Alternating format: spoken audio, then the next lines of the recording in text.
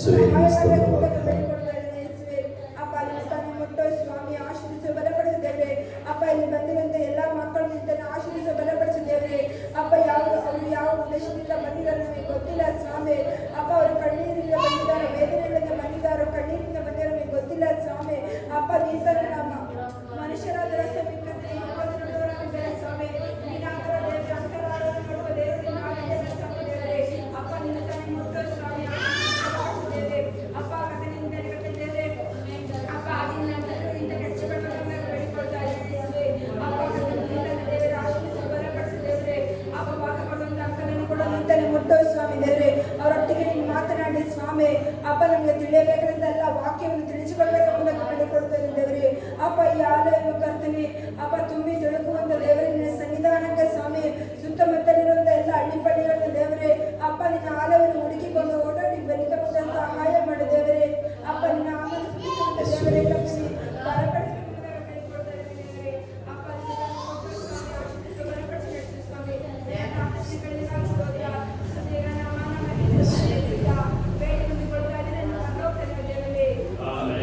ಪ್ರಾರ್ಥನೆ ಮಾಡಿಕೊಳ್ಳೋಣ. ಪ್ರೀತಿ ಸ್ವರೂಪನಾದ ದೇವರೇ, ನನಗೆ ಸ್ತೋತ್ರವನ್ನ ಮಾಡ್ತಾ ಇದ್ದೇವೆ ಕರ್ತನೆ. ಈ ಸಬ್ಬತ್ ದಿನಕ್ಕಾಗಿ ಸ್ತೋತ್ರ. ಈ ಒಂದು ಜುಲೈ ತಿಂಗಳಿನ ಮೊದಲನೇ ವಾರದಲ್ಲಿ ಕರ್ತನಾದ ಯೇಸುವೆ ನಿನ್ನ ಹೆಸರಿನಲ್ಲಿ ನಾವು ಸೇರಿ ಬಂದಿದ್ದೇವೆ. ಯೇಸುವೆ ನಿನ್ನನ್ನು ಆರಾಧನೆ ಮಾಡುವುದಕ್ಕಾಗಿ ಬಂದಿದ್ದೇವೆ. ಯೇಸುವೆ ನಿನ್ನನ್ನು ಘನಪಡಿಸುವುದಕ್ಕಾಗಿ ಬಂದಿದ್ದೇವೆ. ಯೇಸುವೆ ನಿನ್ನನ್ನು ಮಹಿಮೆ ಪಡಿಸುವುದಕ್ಕಾಗಿ ಬಂದಿದ್ದೇವೆ. ಯೇಸುವೆ ಕಳೆದ ಜೂನ್ ತಿಂಗಳೆಲ್ಲ ಮಾಡಿದ ಅದ್ಭುತ ಕಾರ್ಯಗಳಿಗಾಗಿ ಸ್ತೋತ್ರ.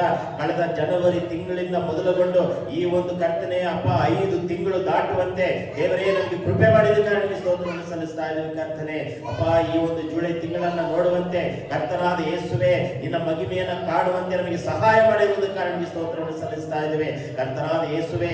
ಈ ವಾರದಲ್ಲಿ ಕರ್ತನೆ ಈ ಜುಲೈ ತಿಂಗಳಿನ ಮೊದಲನೇ ಭಾನುವಾರ ಶಬ್ಬತ್ ದಿನದಲ್ಲಿ ಕರ್ತನಾದ ಯೇಸುವೆ ನಿನಗೆ ಮಾತ್ರ ಮಹಿಮೆ, ಯೇಸುವೆ ನಿನಗೆ ಮಾತ್ರ ಮಹಿಮೆ ಉಂಟಾಗಲಿ ಕರ್ತನೆ ಅಪ್ಪ. ಯೇಸುವೆ ನೀನು ಮಾಡಿದ ಒಂದೊಂದು ಉಪಕಾರಗಳಿಗಾಗಿ ಸ್ತೋತ್ರ. ನಡೆಯಲು ಕಾಲುಗಳನ್ನು ಕೊಟ್ಟಿರುವುದಕ್ಕಾಗಿ ಸ್ತೋತ್ರ. ಕೆಲಸ ಮಾಡಲು ಕೈಗಳನ್ನು ಕೊಟ್ಟಿರುವುದಕ್ಕಾಗಿ ಸ್ತೋತ್ರ ದೇವರೇ. ನೋಡಲು ಕಣ್ಗಳನ್ನು ಕೊಟ್ಟಿರುವುದಕ್ಕಾಗಿ ಸ್ತೋತ್ರ. ಮಾತನಾಡಲು ಒಳ್ಳೆ ನಾಡಿಗೆಯನ್ನು ಕೊಟ್ಟಿರುವುದಕ್ಕಾಗಿ ಸ್ತೋತ್ರ. ಯೋಚನೆ ಮಾಡಲು ಮೆದುಳನ್ನು ಕೊಟ್ಟಿರುವುದಕ್ಕಾಗಿ ಸ್ತೋತ್ರ. ಕೇಳಲು ಕಿವಿಗಳನ್ನು ಕೊಟ್ಟಿರುವುದಕ್ಕಾಗಿ ಸ್ತೋತ್ರ. ಹೀಗೆ ನಮ್ಮ ಶರೀರದ ಅಂಗಾಂಗಗಳು ಯೇಸುವೇ ದೇವರು, ಯೇಸುವೇ ದೇವರು, ಯೇಸುವೇ ರಕ್ಷಕನು, ಯೇಸುವೇ ಮಹಿಮೆಗೆ ಹೊಂದತಕ್ಕವನೆಂಬುದಾಗಿ ನಮ್ಮ ಬಾಯಿಯ ನಮ್ಮ ಹೃದಯದ ಯೋಚನೆಗಳು ಯೇಸುವೇ ಆರಾಧನೆ, ಯೇಸುವೇ ಘನಪಡಿಸುತ್ತೇವೆ ಕರ್ತನಿಗೆ ಸ್ತೋತ್ರ ದೇವರೇ ಅಪ್ಪ. ಕಳೆದ ನಮ್ಮ ಜೀವನದಲ್ಲಿ ಬರುವ ಎಲ್ಲ ಕಷ್ಟಗಳು, ಸಮಸ್ಯೆಗಳು, ವೇದನೆಗಳು, ತೊಂದರೆಗಳು, ಹೋರಾಟಗಳು ಯೇಸುವಿನ ಹೆಸರಿನಲ್ಲಿ ನಮ್ಮ ಶರೀರವನ್ನ ಸಭೆಯನ್ನ ಬಿಟ್ಟು ಯೇಸುವಿನ ನಾಮದಲ್ಲಿ ಕರ್ತನೆ ಯೇಸುವೇ ನಿನ್ನ ಪ್ರಸನ್ನತೆಯನ್ನ ತುಂಬಿಸು. ಆರಾಧನಾ ಆತ್ಮನೆ, ಮಹಿಮೆಯ ಆತ್ಮನೆ, ಮಹಿಮಾ ಸ್ವರೂಪನೆ ನಮ್ಮ ಒಬ್ಬೊಬ್ಬರ ಮೇಲೆ ಪವಿತ್ರಾತ್ಮನ ಅಗ್ನಿಯ ಸುಳಿಯಲಿ ಇರಿಯಲಿ ಕರ್ತನೆ ಅಪ್ಪ. ಇಳಿದು ದೇವರೇ ಒಬ್ಬೊಬ್ಬರ ಮೇಲೆ ಅಪ್ಪ ಪರಿಶುದ್ಧಾತ್ಮನ ಬೆಂಕಿ ಇಳಿದು ದೇವರ ಎಲ್ಲ ಕಷ್ಟದ ಸಮಸ್ಯೆಗಳು, ಎಲ್ಲ ಸನ್ನಿವೇಶಗಳು, ಎಲ್ಲ ಸಮಸ್ಯೆಗಳು ಸುಟ್ಟು ಬೂದಿಯಾಗಲಿ ಯೇಸುವಿನ ನಾಮದಲ್ಲಿ ಕರ್ತನೆ ಅಪ್ಪ. ಮುಂದಿನ ಎಲ್ಲ ಭಾಗವನ್ನು ನಿನ್ನ ಕರಗಳಿಗೆ ಒಪ್ಪಿಸ್ತಾ ಇದ್ದೇನೆ. ಬರುವಂತ ಆತ್ಮಗಳನ್ನ, ಬಾರದೆ ಮನೆಯಲ್ಲಿ ಕುಳಿತುಕೊಂಡಿರುವ ಆತ್ಮಗಳನ್ನ ಪ್ರೇರೇಪಣೆ ಆಗಲಿ ಕರ್ತನೆ ಸ್ತೋತ್ರ. ಸರಿಯಾದ ಸಮಯಕ್ಕೆ ಆಳೆಗೆ ಓಡಿ ಬರುವಂತೆ ಸಹಾಯ ಮಾಡು. ವ್ಯರ್ಥವಾದ ಕಾರ್ಯಗಳಲ್ಲಿ ಎಷ್ಟೋ ಜನ ಬಿದ್ದು ಹೋಗಿದ್ದಾರೆ ಅಪ್ಪ. ಲೋಕದ ಕಾರ್ಯಗಳಿಗೆ ಎಷ್ಟೋ ಜನ ಬಿದ್ದು ಹೋಗಿದ್ದಾರೆ ಅಪ್ಪ. ಬಿಸ್ನೆಸ್ಗೆ ಬಿದ್ದು ಹೋಗಿದ್ದಾರೆ ಕರ್ತನೆ. ನಮ್ಮನ್ನಾದ್ರೂ ವಾರದ ಮೊದಲನೇ ದಿನದಲ್ಲಿ ನಮ್ಮನ್ನ ಕರೆದುಕೊಂಡು ಬಂದಿರುವುದಕ್ಕಾಗಿ ನಿನಗೆ ಸ್ತೋತ್ರ ಕರ್ತನೆ. ನಿನಗೆ ಮಾಡುವುದಕ್ಕಾಗಿ ಸ್ತೋತ್ರ ದೇವರೇ. ಒಂದೊಂದು ಭಾಗಗಳನ್ನು ಆಶೀರ್ವಾದ ಮಾಡು. ಆರಂಭ ಪ್ರಾರ್ಥನೆಯಿಂದ ನೀನು ಮಹಿಮೆ ಹೊಂದಿಕೋ. ಕೀರ್ತನೆ ಭಾಗದಿಂದ ಯೇಸುವಿಗೆ ಮಹಿಮೆ ಉಂಟಾಗಲಿ. ಆರಾಧನೆ ಭಾಗದಿಂದ ಯೇಸುವಿಗೆ ಮಹಿಮೆ ಉಂಟಾಗಲಿ. ಸಾಕ್ಷಿಯ ಭಾಗದಿಂದ ಯೇಸುವಿಗೆ ಮಹಿಮೆ ಉಂಟಾಗಲಿ. ಪ್ರಕಟಣೆಯ ಭಾಗದಿಂದ ಯೇಸುವಿಗೆ ಮಹಿಮೆ ಉಂಟಾಗಲಿ. ಕಾಣಿಕೆಯ ದಶಮ ಭಾಗಗಳಿಂದ ಯೇಸುವಿಗೆ ಮಹಿಮೆ ಉಂಟಾಗಲಿ ಕರ್ತನಿಗೆ ಸ್ತೋತ್ರ. ಸಂದೇಶದ ಭಾಗಗಳಿಂದಲೂ ಯೇಸುವಿಗೆ ಮಹಿಮೆ ಉಂಟಾಗಲಿ ಕರ್ತನೆ ಅಪ್ಪ. ನಿನ್ನ ಒಂದು ರಕ್ತದಲ್ಲಿ, ದೇಹದಲ್ಲಿ, ಮರಣದಲ್ಲಿಯೂ ದೇವರೇ ಪಾಲುಗಾರಿಕೆ ಆಗುವಂತೆ ಅದರಲ್ಲಿ ಕೂಡ ಯೇಸುವಿಗೆ ಮಹಿಮೆ ಉಂಟಾಗಲಿ ಕರ್ತನೆ ಅಪ್ಪ. ನಮ್ಮನ್ನೆಲ್ಲ ನಮ್ಮ ಹೆಸರುಗಳೆಲ್ಲ ಯೇಸುವಿಗೆ ಮಹಿಮೆ, ರಕ್ಷಕನಿಗೆ ಮಹಿಮೆ ಉಂಟಾಗಲಿ ಯೇಸುವಿನ ನಾಮದಲ್ಲಿ ಕರ್ತನೆ. ಒಬ್ಬೊಬ್ಬರಿಗೆ ಬಲಪಡಿಸು. ಆತ್ಮನ ಉದ್ವೇಗವನ್ನು ಕೊಡಬೇಕಾಗಿ, ಆತ್ಮನ ಅಭಿಷೇಕವನ್ನು ಕೊಡಬೇಕಾಗಿ ನಿನ್ನಲ್ಲಿ ಬೇಡ್ತಾ ಇದ್ದೇವೆ ಕರ್ತನೆ.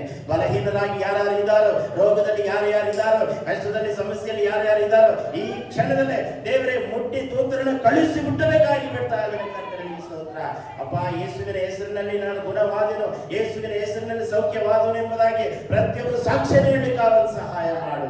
ಈ ದಿನದ ಎಲ್ಲ ಕಾರ್ಯಗಳು ನಿನ್ನ ಕಾರ್ಯಗಳಿಗೆ ಒಪ್ಪಿಸ್ತಾ ಇದ್ದೇನೆ ಅಪ್ಪ. ನಿನಗೆ ಮಾಡುವುದಕ್ಕಾಗಿ ಸ್ತೋತ್ರ. ಘನವು ಮಾನವು ಸ್ತುತಿಯು ಸ್ತೋತ್ರವನ್ನು ಒಬ್ಬನಿಗೆ ಸಲ್ಲಿಸ್ತಾ ಇದ್ದಾರೆ ಕರ್ತನೆ.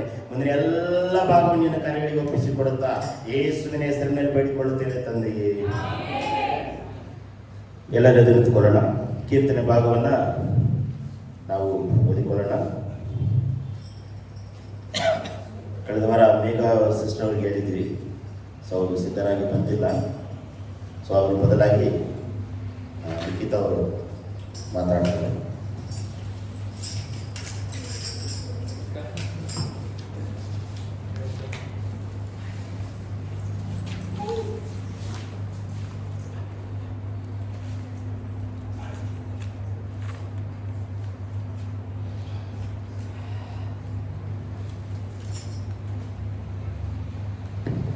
ದೇವರ ನಾಮಕ್ಕೆ ಮಹಿಮೆ ಉಂಟಾಗಲಿ. ಕೀರ್ತನೆ 112.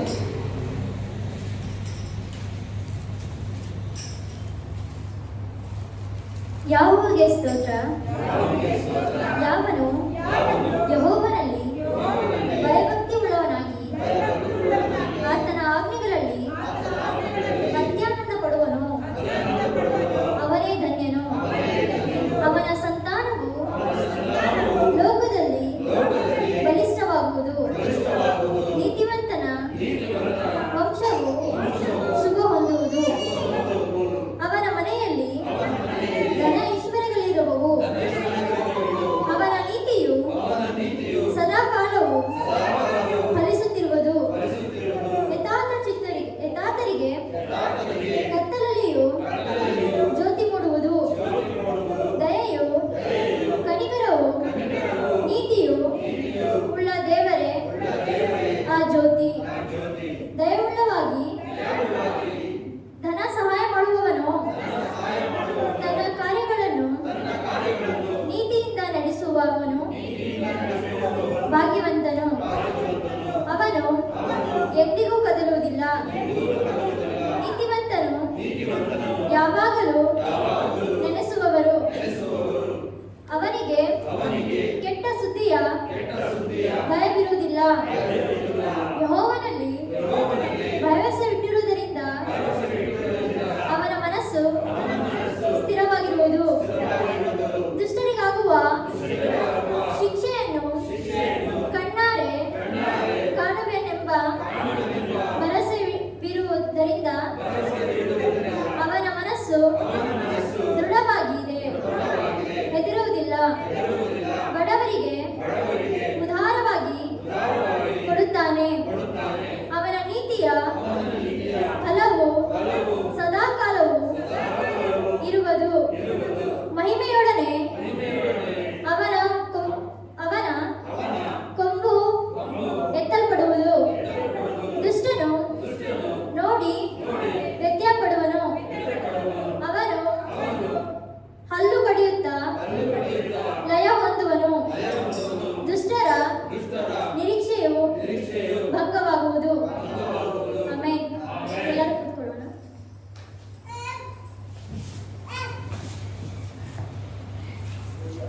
ದೇವರ ನಾಮಕ್ಕೆ ಮಹಿಮೆ ಉಂಟಲಿ. ಕೀರ್ತನೆ 112 ಅಲ್ಲಿ ಮೇಲೆ ಏನಂತ ಬಂದಿದೆ ಅಂದರೆ ಭಕ್ತರ ಧನ್ಯತೆ. ನಾವು ದೇವರಲ್ಲಿ ಇರಬೇಕಾದ್ರೆ, ನಾವು ದೇವರ ಭಕ್ತರಲ್ಲ, ನಾವು ದೇವರಲ್ಲಿ ಭಕ್ತಿಯಿಂದ ದೇವರಲ್ಲಿ ಇರಬೇಕಾದ್ರೆ ದೇವರು ನಮ್ಗೆ ಏನೇನು ಧನ್ಯತೆಯನ್ನು ಕೊಡ್ತಾರೆ, ಏನೇನು ಲಾಭ ಇದೆ ನಾವು ದೇವರಲ್ಲಿ ಇರಬೇಕಾದ್ರೆ ಅಂತ ಇದೆ. ಪ್ರಿಯರೇ, ಕೀರ್ತನೆ ಎಲ್ಲ ಭಾಗಗಳು 1ರಿಂದ ಎಷ್ಟಿದೆ? 176 ಇದೆಯಾ? 150 ಕೀರ್ತನೆಗಳಲ್ಲಿ ಎಲ್ಲಗಳು ದಾವೀದನೊಬ್ಬನೇ ಬರೆದಿಲ್ಲ ಕೀರ್ತನೆ. ಎಷ್ಟೋ ಹಲವಾರು ದೇವರ ಭಕ್ತರು ಬರೆದಿದ್ದಾರೆ. ಅದರಲ್ಲಿ ಒಂದರಲ್ಲಿ ದೇವರಿಗೆ ಪ್ರಾರ್ಥನೆ ಮಾಡೋದಾಗಲಿ, ದೇವರಲ್ಲಿ ಕೇಳಿಕೊಳ್ಳೋದಾಗಲಿ, ದೇವರನ್ನ ಸ್ತುತಿಸೋದಾಗಲಿ, ದೇವರಿಗೆ ತಮ್ಮಲ್ಲಿ ನಾವು ಮಾಡಿರೋ ಪಾಪಕ್ಕೋಸ್ಕರ ಕ್ಷಮಿಸು ಅನ್ನೋದಾಗಲಿ ಹಲವಾರು ಕೀರ್ತನೆಗಳಿದೆ. ಈ ಕೀರ್ತನೆಯಲ್ಲಿ ದೇವರಲ್ಲಿ ಇರುವ ಧನ್ಯತೆಯನ್ನು ವಿವರಣೆ ಮಾಡಿದ್ದಾರೆ. 1ರಿಂದ 2 ಓದೋಣ. ಯಾವನಿಗೆ ಸ್ತೋತ್ರ. ಯಾವನು ಯೆಹೋವನಲ್ಲಿ ಭಯಭಕ್ತಿಯುಳ್ಳವನಾಗಿ ಆತನ ಆಜ್ಞೆಗಳಲ್ಲಿ ಅತ್ಯಂತ ಪಡುವನು ಅವನೇ ಧನ್ಯನು. ಅವನ ಸಂತಾನವು ಲೋಕದಲ್ಲಿ ಬಲಿಷ್ಠವಾಗುವುದು. ನೀತಿವಂತನ ವಂಶವು ಶುಭ ಹೊಂದುವುದು. ಆಮೆನ್.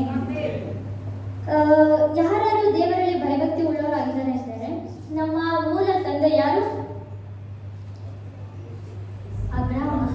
ಅಬ್ರಾಮ ಅಲ್ಲ. ಅಬ್ರಾಮನಿಗೆ ದೇವರು ಯಾವ ಆಶೀರ್ವಾದವನ್ನು ಕೊಟ್ಟನು ಪ್ರಿಯರೇ? ಆದಿಕಾಂಡ 22:16.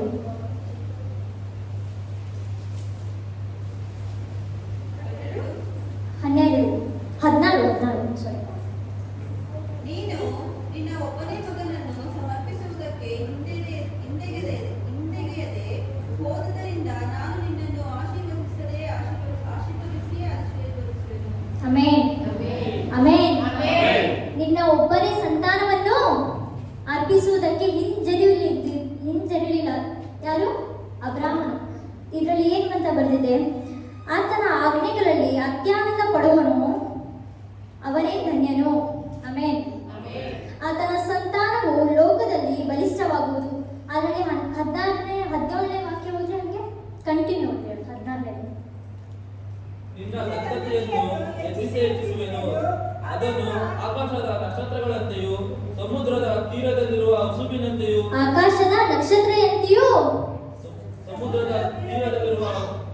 ಸಮುದ್ರದ ತೀರದಲ್ಲಿರುವ ಹುಸಿಬಿನಂತೆಯೂ ಏನು ಮಾಡುವನು? ಅಸಂಖ್ಯವಾಗಿ ಮಾಡುವೆನು. ಆಮೆನ್. ನೆಕ್ಸ್ಟ್ ಮುಂದೆ ಹೋಗಿ. ಅವನ ಶತ್ರುಗಳ ಪಟ್ಟಣಗಳನ್ನು ಸ್ವಾಧೀನ ಮಾಡಿಕೊಳ್ಳುವರು. ನೀನು ನನ್ನ ಮಾತನ್ನು ಕೇಳುವುದರಿಂದಲೇ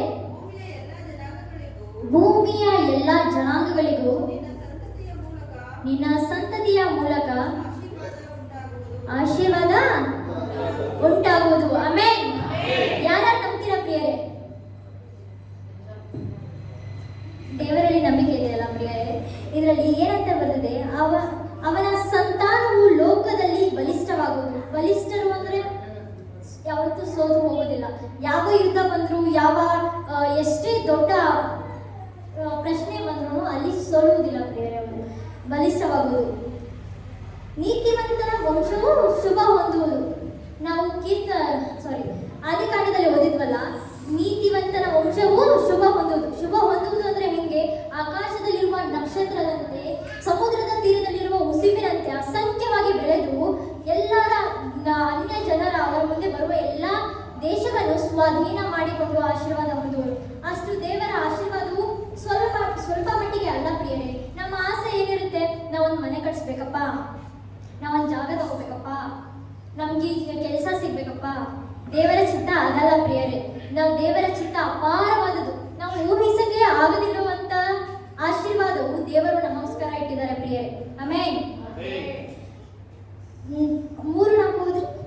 ಅವನ ಮನೆಯಲ್ಲಿ ಧನೈಶ್ವರ್ಯಗಳಿರುವವು, ಅವನ ನೀತಿಯು ಸದಾಕಾಲವೂ ಫಲಿಸುತ್ತಿರುವುದು. ಯಥಾರ್ಥತೆಯು ಕತ್ತಲೆಯಲ್ಲಿಯೂ ಜ್ಯೋತಿ ಕೊಡುವುದು. ದಯೆಯು ಕನಿಕರವೂ ನೀತಿಯೂ ಉಳ್ಳ ದೇವರೇ ಜ್ಯೋತಿ. ಆಮೆನ್. ದೇವರ ಜ್ಯೋತಿ ಅಂದ್ರೆ ಏನು ಪ್ರಿಯರೇ? ನಾವೆಲ್ಲ ಹಿಂಗೆ ಬೆಳಕಲ್ಲಿ ನಾವೆಲ್ಲ ಪ್ರಾರ್ಥನೆ ಮಾಡ್ತೀವಿ. ಇದೇ ಪೂರ ಕತ್ತಲಾಗಿರ್ಬೇಕಾದ್ರೆ ನಮಗೆ ಏನಾರ ಕಾಣುತ್ತಾ? ಯಾವ್ದನ್ನ ಕೆಲಸ ಮಾಡೋಕ್ಕಾಗುತ್ತಾ ಪ್ರಿಯರೇ? ಹಾಗೆ ದೇವರು ನಮ್ಮ ಜೀವಿತದಲ್ಲಿ ಇಲ್ಲ ಅಂದ್ರೆ ನಾವು ಯಾವ ಕಾರ್ಯ ಕೂಡ ಮಾಡೋಕ್ಕಾಗೋದಿಲ್ಲ. ಹಲ್ಲೆಲೂಯಾ. ದೇವರು ನಮ್ಮ ಜೀವಿತದಲ್ಲಿ ಇಲ್ಲ ಅಂದ್ರೆ ನಾವು ಯಾವ ಕಾರ್ಯ ಕೂಡ ಮಾಡೋಕ್ಕಾಗೋದಿಲ್ಲ. ನಮ್ಮ ಜೀವಿತದಲ್ಲಿ ದೇವರೇ ಜ್ಯೋತಿ, ದೇವರೇ ಬೆಳಕು. ದೇವರ ವಾಕ್ಯ ಹೇಳ್ತದೆ, ನೀನೇ ನನ್ನ ದಾರಿಗೆ ದೀಪವಾಗಿದ್ದಿ. ಆಮೆನ್. ಹಾಗೆ ಅನ್ಕೊಂಡು ಯಾರು ನಡೀತಿರೋ, ದಾರಿ ದೀಪ ಅಂತ ದೇವರನ್ನ ನಂಬಿಕೊಂಡು ಯಾರು ನಡೀತಿರೋ ಅವರು ದಾರಿಯಲ್ಲಿ ಬಿದ್ದು ಹೋಗೋದಿಲ್ಲ, ಅವರ ದಾರಿಯಲ್ಲಿ ಕೆಡು ಉಂಟು ಆಗೋದಿಲ್ಲ, ಅವರು ದಾರಿ ತಪ್ಪಿ ಹೋಗುವುದಿಲ್ಲ. ಆಮೆನ್. ಹಲ್ಲೆಲೂಯಾ. ಕೀರ್ತನೆ 34:7.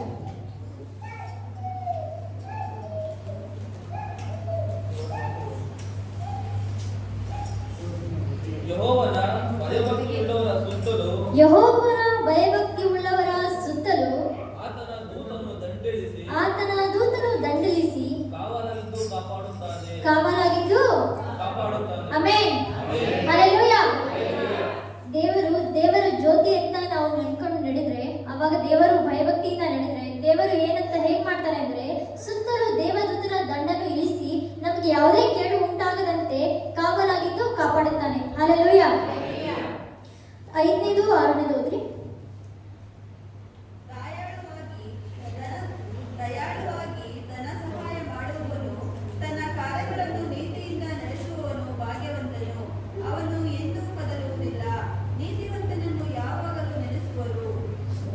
ಹಲ್ಲೆಲೂಯ.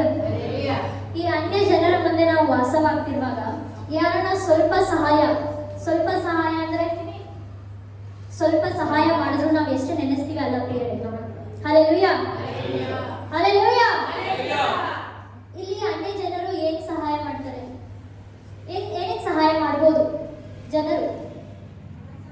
ಹಣ ಸಹಾಯ ಮಾಡ್ಬೋದು. ನಾವು ಮೀನ್ಸ್ ಈ ಲೋಕದಲ್ಲಿ ಬೇರೆ ನಾನಾ ರೋಗದಲ್ಲಿ ಇರಬೇಕಾದ್ರೆ ಹಾಸ್ಪಿಟಲಲ್ಲಿ ವೈದ್ಯರ ಸಹಾಯ ಮಾಡ್ಬೋದು. ಅದು ಬಿಟ್ರೆ ಮನೆಯಲ್ಲಿ ಅಕ್ಕ ತಮ್ಮ ಜೊತೆಗಿರೋ ಹೆಂಡತಿ ಗಂಡ ಅವರೆಲ್ಲ ಸಹಾಯ ಮಾಡ್ಬೋದು ಪ್ರಿಯರೇ. ಆದರೆ ದೇವರಲ್ಲಿ ನೀತಿ ಉಳ್ಳವನಾಗಿ ನಾವು ದೇವರಲ್ಲಿ ನೀತಿ ಉಳ್ಳವ, ನಮ್ಮಲ್ಲಿ ಏನು ಇಲ್ಲ ಅಂದ್ರೂ ಒಂದು ಒಳ್ಳೆ ಎರಡು ಮಾತಾಡಿದ್ರು ಕೂಡ ದೇವರಲ್ಲಿ ಅದು ಬರೆಯಲ್ಪಡುತ್ತದೆ ಪ್ರಿಯರೇ. ಹಲ್ಲೆಲೂಯ. ಆತನ ಕಾರ್ಯಗಳು ನೀತಿಯಿಂದ ನಡೆಸುವವನು ಭಾಗ್ಯವಂತನು. ನಾವು ಎಷ್ಟು ಜನ ನೋಡ್ತೀವಿ, ಮೋಸದಿಂದ ಮಾಡ್ತಾರೆ, ಹಾಗೆತನದಿಂದ ಮಾಡ್ತಾರೆ, ಹೊಟ್ಟೆ ಕಿಂಚಿಂದ ಮಾಡ್ತಾರೆ. ಹಲ್ಲೆಲೂಯ. ನಾವು ದೇವರಲ್ಲಿ ಇರಬೇಕಾದ್ರೆ ಯಾವುದೇ ಆ ಥರ ಹೊಟ್ಟೆ ಕಿಚ್ಚು ಇಲ್ಲದಲೆ ದೇವರಲ್ಲಿ ನೀತಿಯಿಂದ ನಾವು ಎಲ್ಲ ಕಾರ್ಯ ಮಾಡುವಾಗ ದೇವರು ನಮಗೆ ಭಾಗ್ಯವಂತನೆಂದು ಎನಿಸಲ್ಪಡುವುದು. ಹಲ್ಲೆಲೂಯ. ನೀತಿವಂತರನ್ನು ಯಾವಾಗಲೂ ನೆನೆಸುವರು. ಹಲ್ಲೆಲೂಯ. ಈ ಅಲ್ಪ ಜನ ಮನುಷ್ಯರು ನಮ್ಮನ್ನು ನಾವು ಮಾಡಿದ ಕಾರ್ಯಕ್ಕೆ ನೆನೆಸುವುದಾದರೆ ಅದು ಮಹಾ ಉನ್ನತವಾದನು ಸರ್ವಶಕ್ತನಾದ ದೇವರು ನಮ್ಮನ್ನು ನೆನೆಸುವುದಿಲ್ಲವಾ? ಹಲ್ಲೆಲೂಯ. ನೆನೆಸಲ್ವಾ ದೇವರು ನಮ್ಮನ್ನ? ಕ್ಷಣಕ್ಕೂ ನಮ್ಮನ್ನು ಅಂಗೈಯಲ್ಲಿ ಇದು ನಡೆಸುವವನು. ನಾವು ಮಾಡುವ ಕಾರ್ಯವನ್ನೆಲ್ಲ ನೋಡ್ತಿರುವಾಗ ನಾವು ಒಳ್ಳೆಯ ನೀತಿಯ ರೀತಿಯಲ್ಲಿ ಕಾರ್ಯ ಮಾಡುವಾಗ ದೇವರಿಗೆ ಸಂತೋಷ ಉಂಟಾಗುತ್ತದೆ ಪ್ರಿಯರೇ. ಹಲ್ಲೆಲೂಯ. 7ನೇದು 8ನೇದು ಹೋದ್ರಿ. ಅವನಿಗೆ ಕೆಟ್ಟ ಸುದ್ದಿಯ ಭಯವಿರುವುದಿಲ್ಲ. ಯೆಹೋವನಲ್ಲಿ ಭರವಸವಿಟ್ಟಿರುವುದರಿಂದ ಅವನ ಮನಸ್ಸು ಸ್ಥಿರವಾಗಿರುವುದು. ದುಷ್ಟರಿಗಾಗುವ ಶಿಕ್ಷೆಯನ್ನು ಕಣ್ಣಾರೆ ಕಾಣುವೆನೆಂಬ ಭರವಸವಿರುವುದರಿಂದ ಅವನ ಮನಸ್ಸು ದೃಢವಾಗಿದೆ, ಹೆದರುವುದಿಲ್ಲ. ಹಲ್ಲೆಲೂಯ. ನಾವು ಯಾವ ಕಾರ್ಯದಲ್ಲೂ ಹೆದರಬಾರದು. ಹಲ್ಲೆಲೂಯ. ನಾವು ದೇವರಲ್ಲಿ ಭರವಸೆ ಇಟ್ಟಿರುವಾಗ ಯಾವ ಕಾರ್ಯದಲ್ಲೂ ನಮಗೆ ಸೋಲು ಉಂಟಾಗುವುದಿಲ್ಲ. ನಾವು ಒಂದು ಕಾರ್ಯ ಮಾಡಕ್ ಹೋಗ್ತಿದ್ವಿ ಅಂದ್ರೆ ಅಯ್ಯೋ ಇದೇನಾಗ್ಬೋದು, ಇದಾಗುತ್ತೋ ಇಲ್ವೋ, ಇದಾಗ್ಲಿಲ್ಲ ಅಂದ್ರೆ ಏನ್ ಮಾಡೋದು ಅಂತ ನಾವು ನೆಕ್ಸ್ಟ್ ಪ್ಲಾನ್ ಒಂದ್ ಎ ಇರುತ್ತೆ, ಪ್ಲಾನ್ ಬಿ ಇನ್ನೊಂದು ಇಟ್ಕೊಂಡಿರ್ತೀವಿ. ಯಾಕಂದ್ರೆ ಅದಾಗ್ಲಿಲ್ಲ ಅಂದ್ರೆ ಇನ್ನೊಂದು ಪ್ಲಾನ್ ಮಾಡ್ಬೋದು ಅಂತ. ಆದ್ರೆ ದೇವರ ಕಾರ್ಯದಲ್ಲಿ ಯಾವತ್ತೂ ಪ್ರಶ್ನಿಸಲು ಹೋಗಬಾರ್ದು.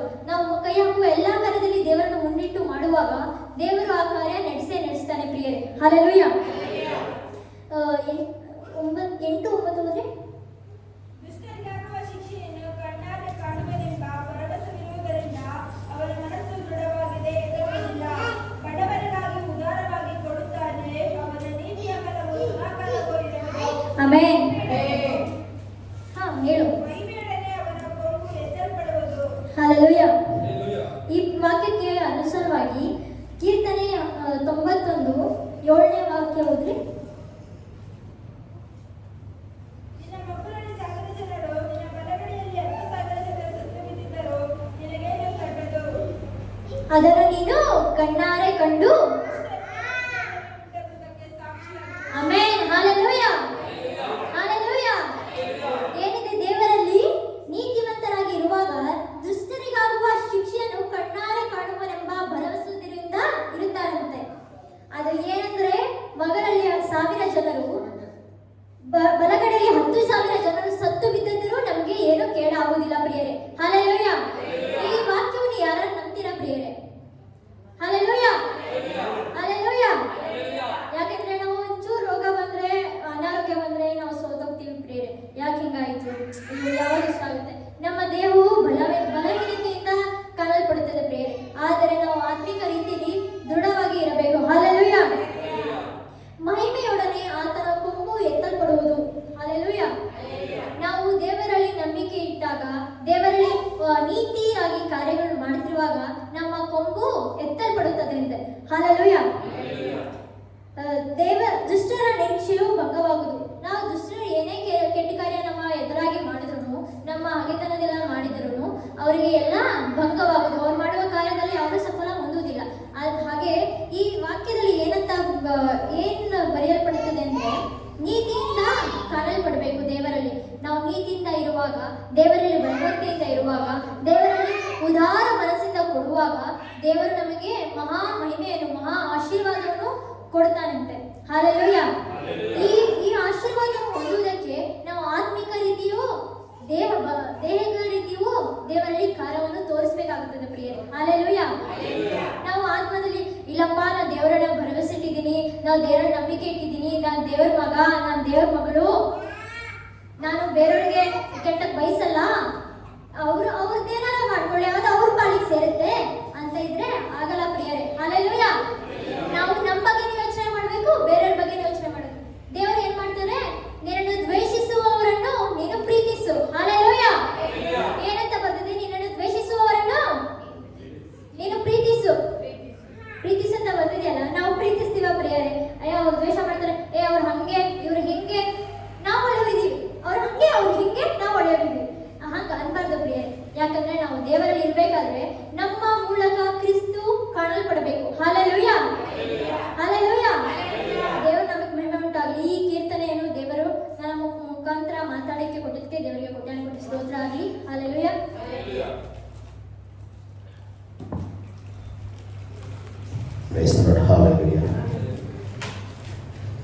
ಮುಂದಿನ ಭಾನುವಾರ ಕೀರ್ತನೆ ಭಾಗ ನಮ್ಮ ಮಲ್ಲೇಶನವರು ಮಾತಾಡ್ತಾರೆ. ಸೊ ಹಾಗಾಗಿ ಎಲ್ಲರೂ ಸಿದ್ಧರಾಗಿ ಬನ್ನಿ. ಸಪೋಸ್ ನಿಮಗೆ ಮಾತಾಡೋಕ್ಕಾಗಿಲ್ಲ ಅಂದರೆ ಮುಂಚೆನೇ ನಮಗೆ ಹೇಳಿದ್ರೆ ನಾವು ಬೇರೆಯವರಿಗೆ ವರ್ಗಾವಣೆ ಮಾಡ್ತೀವಿ. ಅಲ್ಲದೆಯ ಸೊ ಮುಂದಿನ ಭಾನುವಾರ ನಮ್ಮ ಮಲ್ಲೇಶ್ ಅವರು ಕೀರ್ತನೆ ಭಾಗವನ್ನು ತೆಗೆದುಕೊಳ್ಳುತ್ತಾರೆ. ಇವತ್ತಿಂದನೇ ನೀವು ಡೈಲಿ ಒಂದೇ ಕೀರ್ತನೆ ಒಂದು ವಾರ ಫುಲ್ ಓದಿ. ಅಲ್ಲದೆಯ ಒಂದೇ ದಿನದಲ್ಲಿ ಯಾರು ಕೂಡ ಕೀರ್ತನೆ ಓದಕ್ಕಾಗಲ್ಲ, ಯಾರಿಂದಲೂ ಆಗಲ್ಲ. ನಾನು 26 ವರ್ಷದಿಂದ ಓದ್ತಾ ಇದ್ದಾರೋ ನನ್ನಿಂದಲೂ ಆಗಲ್ಲ. ಅದು ದೇವರು ನಮಗೇನು ಮಾಡ್ತಾನೆ? ಕಳಿಸಿಕೊಡ್ತಾನೆ. ನಿಮಗೊಂದು ಟಿಪ್ಸ್ ಕೊಡ್ತಾ ಇದ್ದೀನಿ. ಕೀರ್ತನೆ ಭಾಗವಾಗಲಿ ಯಾವುದೇ ಭಾಗವಾಗಲಿ ಒಂದು ನೋಟ್ಬುಕ್ ಪಕ್ಕದಲ್ಲಿ ಒಂದು ಪ್ರಶ್ನೆ ಹಾಕೊಳ್ಳಿ. ಈ ಕೀರ್ತನೆ ಯಾರು ಬರೆದಿದ್ದು? ಈ ಕೀರ್ತನೆಯಲ್ಲಿ ಮುಖ್ಯವಾದ ವಚನ ಯಾವುದು? ಪ್ರಶ್ನೆ ಫಸ್ಟ್ ಹಾಕಬೇಕು. ಆಮೇಲೆ ನಿಮಗೆ ಉತ್ತರ ಬೈಬಲಲ್ಲಿ ಸಿಗುತ್ತೆ. ಫಸ್ಟು ಏನು ಮಾಡಿರಿ, ಒಂದು ಕಡೆ ಪ್ರಶ್ನೆ ಬರ್ಕೋಬೇಕು, ಆಮೇಲೆ ಪ್ರಾರ್ಥನೆ ಮಾಡಬೇಕು. ದೇವರೇ, ಈ ಕೀರ್ತನೆ ಯಾರು ಬರೆದಿದ್ದು? ಈ ಕೀರ್ತನೆಯಲ್ಲಿ ಮುಖ್ಯವಾದ ವಚನ ಯಾವುದು? ಈ ವಚನದಿಂದ ನಾವು ಏನು ಕಲಿತ್ಕೊಳ್ತೇವೆ? ಈ ವಚನದಿಂದ ಮತ್ತೊಬ್ಬರಿಗೆ ಏನು ಪ್ರಯೋಜನ? ಇದೆಲ್ಲ ಪ್ರಶ್ನೆಗಳು ಹಾಕ್ಕೊಂಡ್ರೆ ಆ ಕೀರ್ತನೆಯಲ್ಲಿ ನಮಗೇನು ಮಾಡ್ತದೆ? ಉತ್ತರಗಳು ಬರ್ತಾ ಇರ್ತದೆ. ಅಲ್ಲಲ್ಲೂಯ. ಸೊ ಹಾಗಾಗಿ ಇವತ್ತು ಮನದಲ್ಲಿ ಇಟ್ಕೊಳ್ರಿ. ಮುಂದಿನ ಭಾನುವಾರ ನಮ್ಮ ಮಲ್ಲೇಶ್ ಅವರು ಮಾತಾಡ್ತಾರೆ. ಈಗ ಕೀರ್ತನೆ ಆರಾಧನೆಗಾಗಿ ನಾವು ಸಿದ್ಧರಾಗೋಣ. ನಮ್ಮ ಮಧ್ಯದಲ್ಲಿ ರಾಕೇಶ್ ಬರುದ್ರವರು ಮುಂದೆ ಬಂದು ಆರಾಧನೆ ಭಾಗವನ್ನು ತೆಗೆದುಕೊಳ್ಳುತ್ತಾರೆ. ಯಾಕಂದರೆ ಇಬ್ಬರಿಗೂ ಕೊಟ್ಟರೆ ರಾಗ ಒಬ್ಬರು ಒಂದು ಕಡೆ ರಾಗ ಹಿಡಿತದೆ, ಇನ್ನೊಂದು ಕಡೆ ರಾಗ ಹೋಗ್ತಾ ಇರ್ತದೆ. ಸೊ ಹಾಗಾಗಿ ಒಂದೊಂದು ವಾರ ಒಬ್ಬೊಬ್ಬರೇ ನಿಂತಾಡಬೇಕು. ಯಾಕಂದರೆ ನಿಮಗೆ ಒಂದು ಅಭ್ಯಾಸ ಆಗ್ತದೆ. ಸೊ ಇಬ್ಬರು ಜೋಡಿಯಾಗಿ ಒಂದೇ ಪದದಲ್ಲಿ ಆಡಿದ್ರೇ ಚಂದ. ಸೊ ಹಾಗೆ ಯಾಕಂದರೆ ಲಾಸ್ಟ್ ವಾರ ನಾನು ರಾಕೇಶ್ ಕೊಟ್ಟಿದ್ನಲ್ವ, ಅವರು ಆರಾಧನೆಗೆ ವೀರರಾಗಿರೋದಕ್ಕೆ ಒಂದು 50% ಅವರು ಉತ್ತೇಜನ ಆಗಿದ್ದಾರೆ. ಹಲಲುಯ. ಸೊ ಹಾಗಾಗಿ ನಾನೇನು ಜಡ್ಜ್ ಮಾಡೋದಿಲ್ಲ. ಸೊ ನಮ್ಮ ಸಭೆಯ ಮಕ್ಕಳು ಎಲ್ಲೇ ಹೋದರೂ ಕೂಡ, ಯಾರೇ ಬಂದರೂ ಕೂಡ ಅರ್ಧಗರ್ಭಿತವಾಗಿ ಹಾಡನ್ನು ಅಭ್ಯಾಸವನ್ನು ಪ್ರಾಕ್ಟೀಸು ಮಾಡಬೇಕು. ಹಲಲುಯ. ಸೊ ನಮ್ಮ ಮಧ್ಯದಲ್ಲಿ ರಾಕೇಶ್ವರು ಮುಂದೆ ಬರ್ತಾರೆ. ನಾವೆಲ್ಲರೂ ನಿಂತುಕೊಳ್ಳೋಣ. ಕೂತ್ಕೊಳ್ರಿ, ಮೊಣಕಾಲು ಊರಿರಿ, ನಿಲ್ಲುವರಿ. ನೀವೇನೇ ಮಾಡಿದ್ರು ಹೊರಗಡೆ ಎದ್ದು ಹೋಗ್ಬೇಡ್ರಿ. ಆರಾಧನೆಯಲ್ಲಿ ಸಮಯವನ್ನು ಕಳೆಯಿರಿ. ದೇವರು ಬಿಡುಗಡೆ ಮಾಡ್ತಾರೆ, ಆಶೀರ್ವಾದ ಮಾಡ್ತಾರೆ. ನಾನು ಬರೋವರೆಗೂ ಆರಾಧನೆ ಸ್ಟಾರ್ಟ್ ಮಾಡ್ತೀನಿ. ಹಾಡಿನ ಸಂಖ್ಯೆಯಲ್ಲಿ 187 ಶ್ರೇಯಸ್ಸು ನಾಮ ಅತಿಶಯ ನಾಮ ಎಂಬ ಹಾಡನ್ನು ಹಾಡಿ ದೇವರ ನಾಮ ಪಡಿಸೋಣ.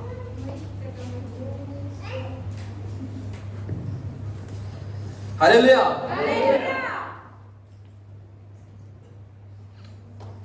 ಎಷ್ಟು ಜನ ಸಂತೋಷವಾಗಿದ್ದೀರಾ? ಕಾಣಿಸ್ತಿರಲ್ಲ, ಮತ್ತೆ ಸುಮ್ಮನೆ ಇದ್ದೀರಾ?